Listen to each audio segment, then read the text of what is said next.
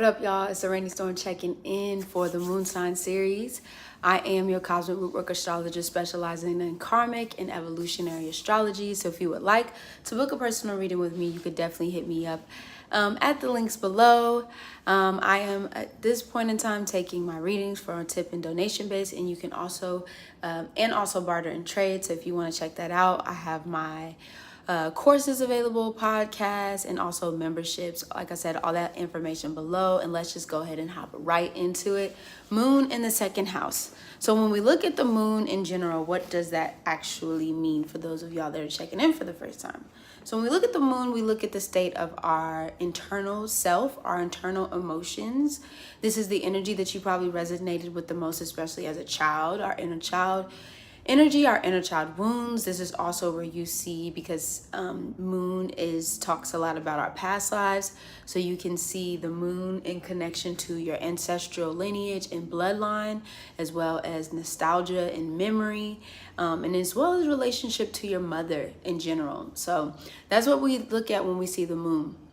Now, when the moon enters the second house, this is the Taurus house. This has to do with our internal values, our inherent values, the things that we value in a physical level. So this bed, physical homes, things like that.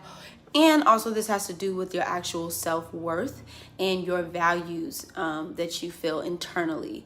And also too, second house has to do with like quick work money, so like day-to-day job that you're doing quickly, things like that to make money.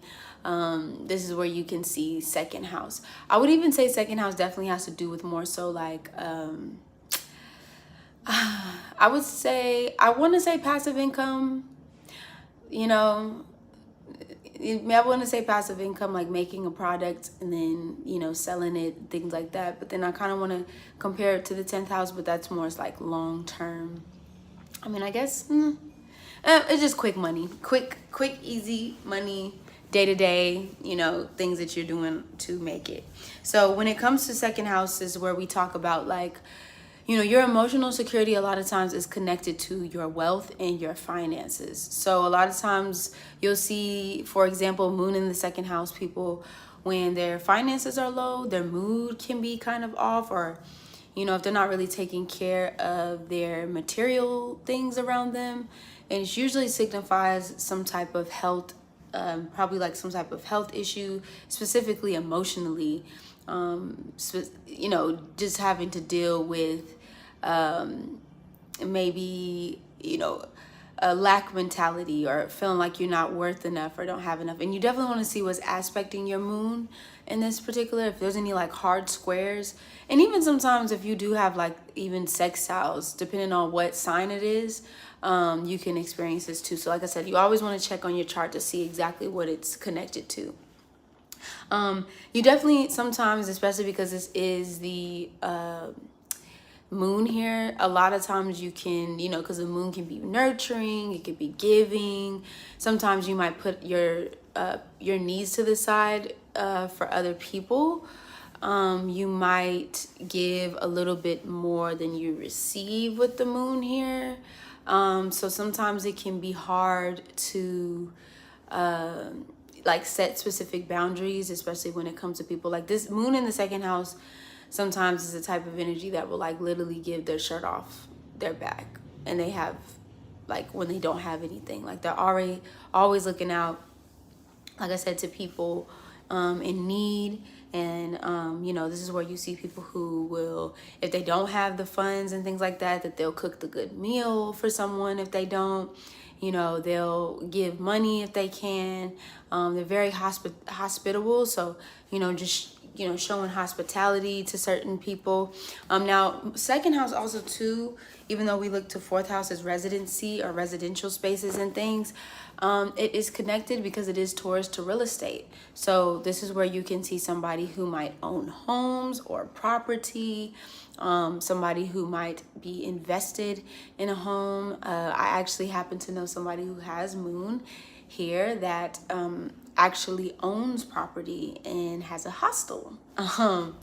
And so, it's a place where people could come stay, feel comfortable, and things like that.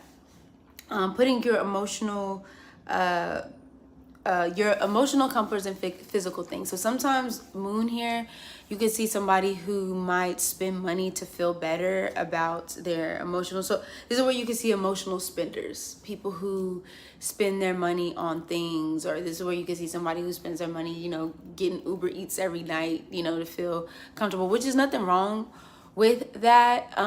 But you'll notice that, like, maybe you do have food in the house, right? Maybe you do have food in your refrigerator, right? And with moon in the second house, like, just to kind of feel that emotional need or craving, sometimes you'll see moon in the second house spend their money, just because it's like, if I don't spend money every day, or if I don't spend money on this every day, like, I don't feel satisfied and things. Moon in second house as well too, because Venus is here with Taurus being the ruler of this house. You can see somebody who might, be into like art buying or something like that. Like they, maybe they are into, making and creating paints, and they maybe even trading or selling their arts or something like that. So you could definitely see somebody here with that as well.